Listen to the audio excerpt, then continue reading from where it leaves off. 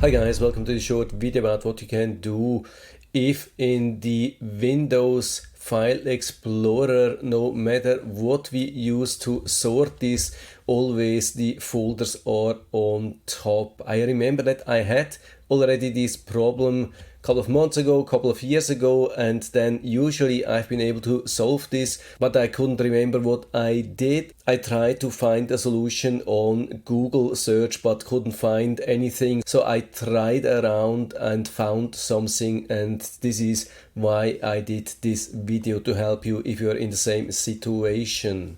So you can see here in the Explorer, when we click on the sort, we have the sort by date ascending. We can also use descending, but it doesn't matter, it's always with the folders on top and not with the files. But I would say 99% of the cases people want to have the files and not the folders. By the way, in the view we have the details, but I think it doesn't matter. So how I solve this is by clicking on sort, more, date modified, and so here we are on top with the latest files and no folders. Of course, the bigger question is then how to get it back, or how to get it every time when you close it and open it again. The only thing which I can tell you is here, go to the options and then go to view and apply to folders, something like that. Click OK, and so let's open the Explorer again.